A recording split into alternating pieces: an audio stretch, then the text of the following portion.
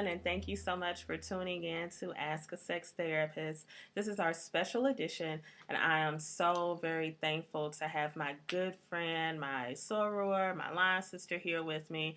This is Racy Johnson of Raegan's Rare Finds, and she is a powerhouse of a woman, and I'm very thankful to call this girl friend. Oh, so sweet. Oh. So, today we are playing a game of Are You Smarter Than a Sex Therapist? And I chose a few questions, just a couple of questions we're going to go through. So, this will be a longer episode than normal. But we are going to give Ray's explanation, her answer to the question, and my answer, and just to see how they differ or how they may be similar. All right, so the first question we have here um, is titled Limp Woody, and it says, I was just briefly seeing a guy, and oftentimes when we would have sex, he would go limp.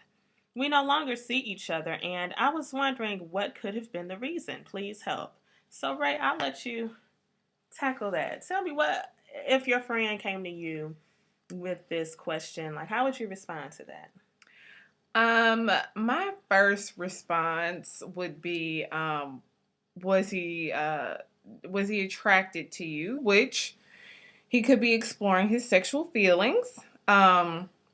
He could have erectile dysfunction and not want to acknowledge the fact that he has problems with his penis. Um, or you all just didn't have the right chemistry. Or maybe he has diabetes, or maybe he has some sort of health problem that's not allowing him to stay up for all the fun, if you know what I'm saying. So, but I think that you should be able to have a conversation about that, because if you're having sex with someone and this is regularly occurring, then you should be able to say, hey, buddy, what's going on? And it shouldn't be awkward, because if he had passed out in the middle of sex, or, started bleeding randomly, you would want to ask questions. And it's really for your sexual health as well. So I think you should be comfortable enough to ask. And since he's, gone and in the past, you don't have to worry about that. But should you encounter that again, it would be a great question to ask why, in the middle of the show, do you stop performing? That would be my advice. I think that's a really good and well rounded answer. I started off with the medical route. Often, erectile dysfunction is a marker of other serious health issues because to hold an erection, you have to have good blood flow. And so, I would, if this was still my partner, or even if it was still my friend, you know, tell them, well, maybe it might be a good idea just to get checked up. Make sure you are going to see your general practitioner to make sure that you don't have any problems.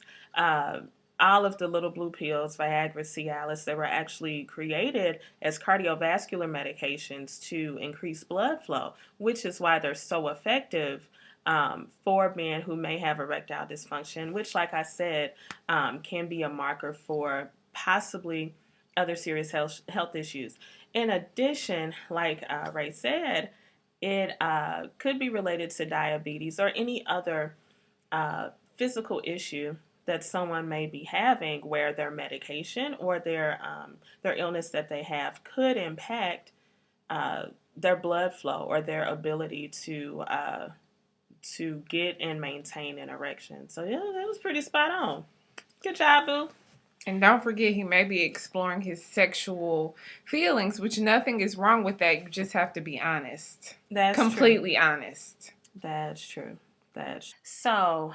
We ended up shortening this episode because we ended up answering three different questions. So this was just the first part of Are You Smarter Than a Sex Therapist? And my friend really impressed me. She had some really good answers. So I will post the other two answers in the next coming weeks and I hope you stay tuned. As always, if you have any questions, please feel free to email me at askasextherapist@gmail.com. See you next time.